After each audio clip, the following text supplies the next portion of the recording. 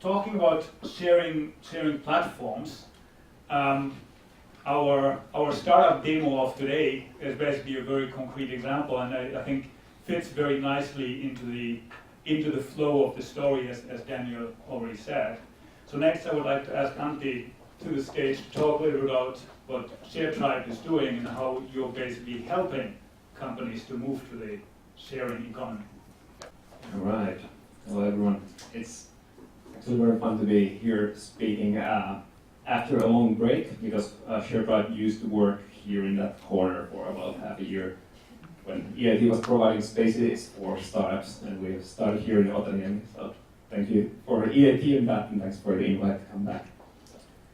And indeed, very nice to continue from here after nice preparation with the topics of sharing platforms, because that's a lot what we do.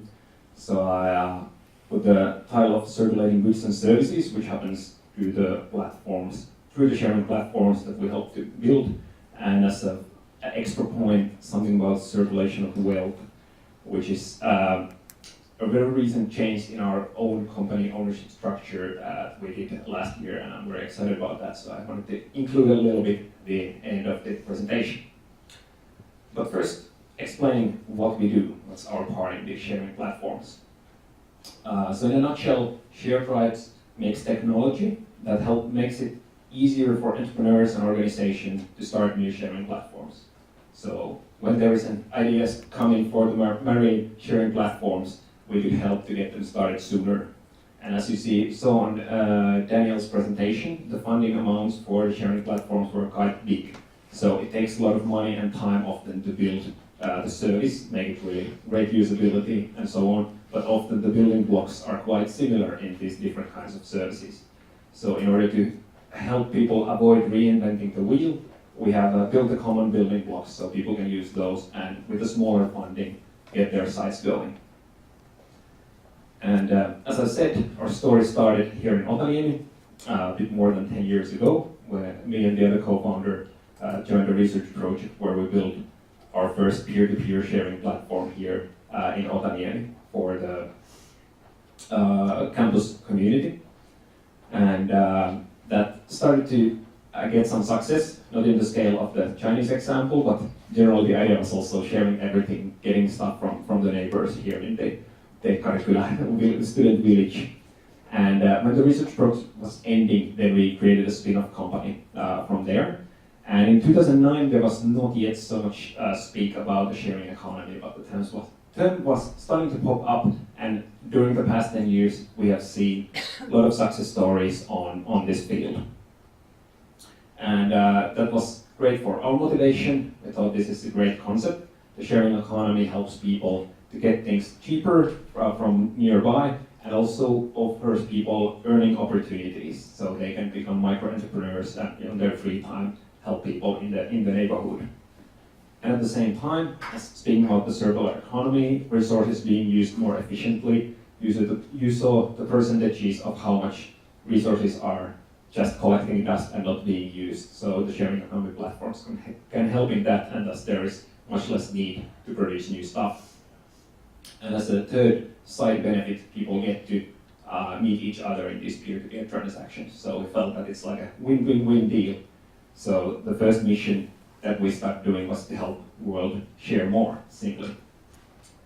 And for that, we launched the first commercial service available globally in 2014 that helped people create their own sharing platform, which was possible in one day without any coding skills. So it was a little bit like WordPress makes it easy to start a blog. We wanted to do that same for peer-to-peer marketplaces. And here are some examples, to keep it more concrete. A group of Oxford students used our tools to create a bike sharing platforms on the campus. And in France, you can book a swimming pool for your family gathering from Swimmy, which is like an Airbnb for swimming pools. And two ladies from Lauttasaari also know this thing or two about how kids' equipment works or doesn't work, and how buying an expensive a special stroller for the traveling is not used a big part of the time, and instead maybe others could rent it. So if you have these kind of needs, go to Inspiring and you can rent the items without buying them.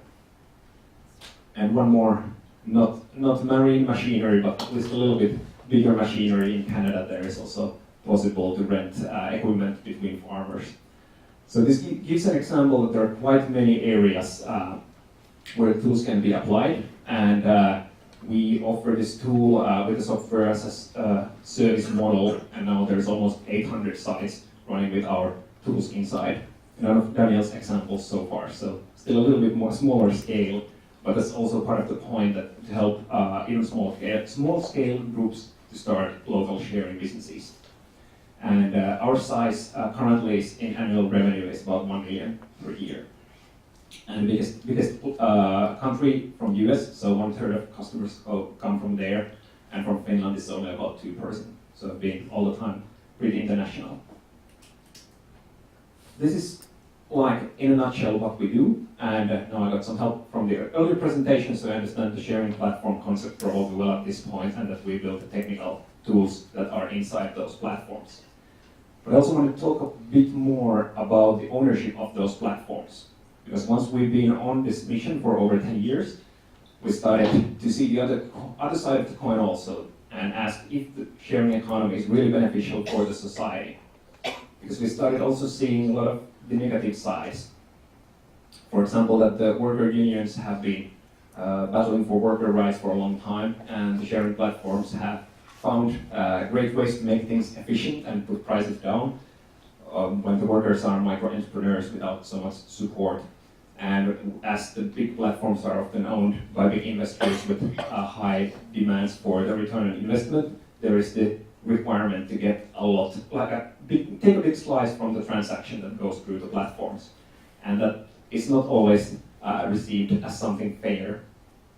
And in bad economical times, many people are still forced to offer their works through these platforms. So we started to think,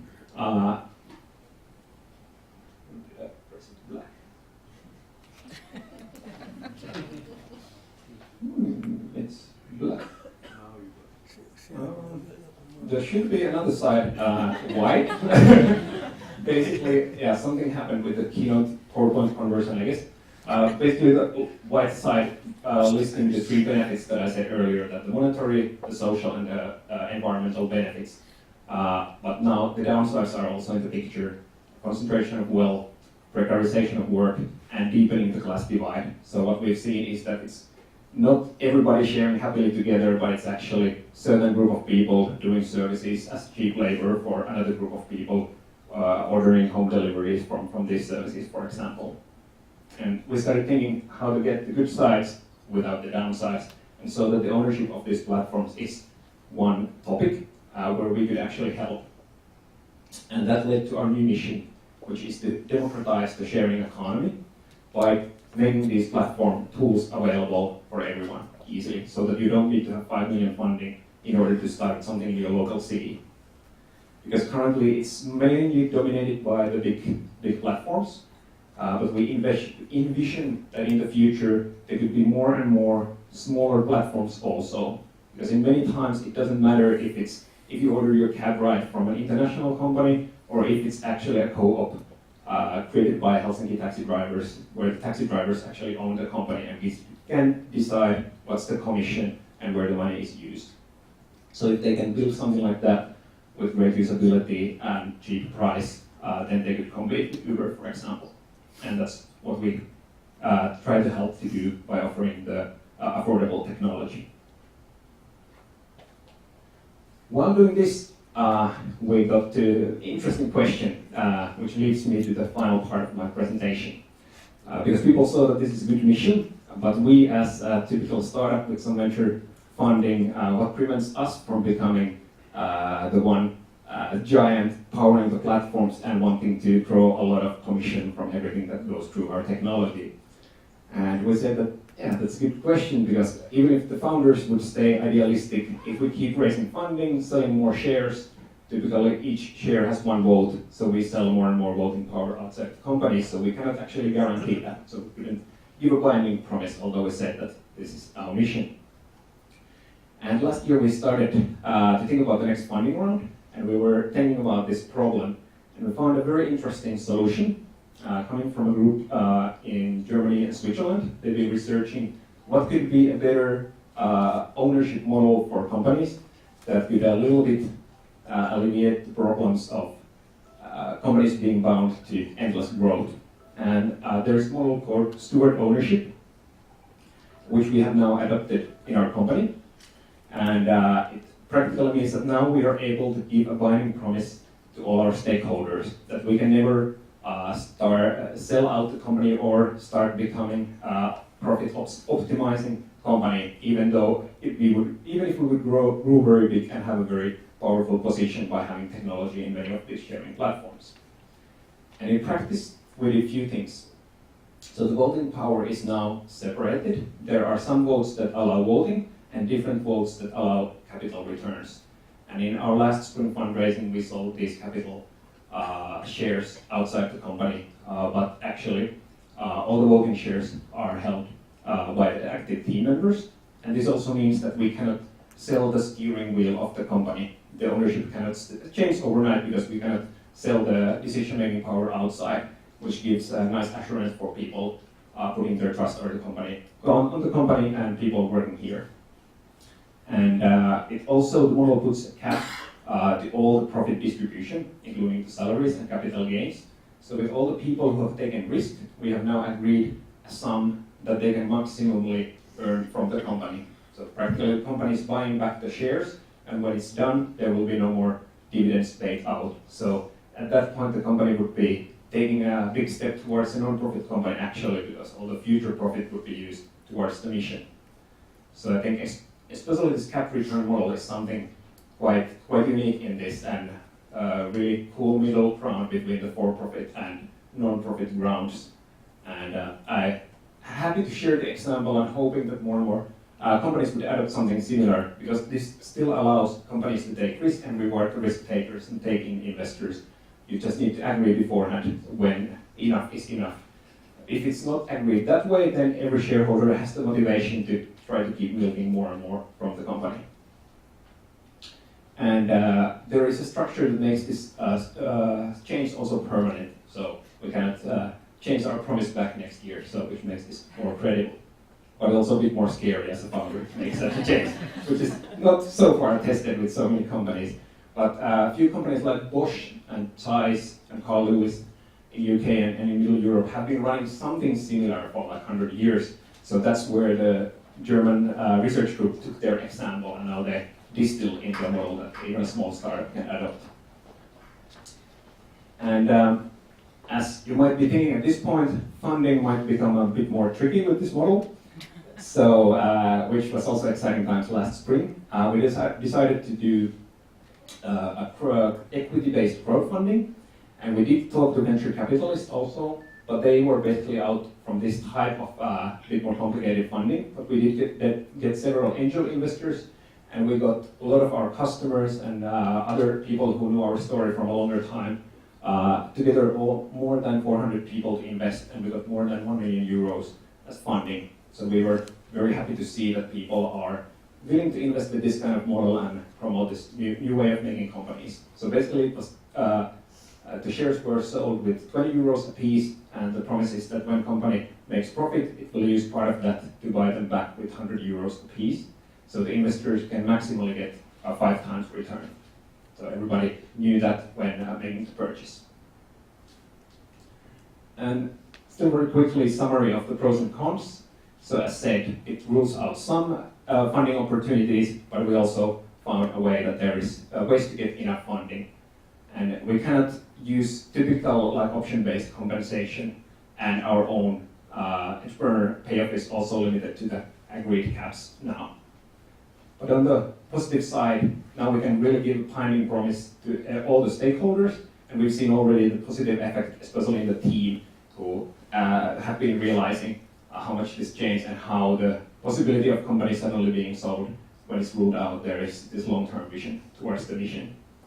And as a circular economy related with stretched connection, I was thinking that this kind of keeps the world circulating instead of piling it to same hands, because people have to agree on what is enough and then look the other ways for more income. It's not like you want to milk the same company for as long as possible. So the profit maximization goes out of the picture, and we control our destiny, and that feels the very right way to do business. So for us, based on 1 year experience with this new model, the pros clearly outweigh the cons, and I'm very happy of making the change, and we'll be happy to discuss this also in the Q&A or later here. So thank you for your attention.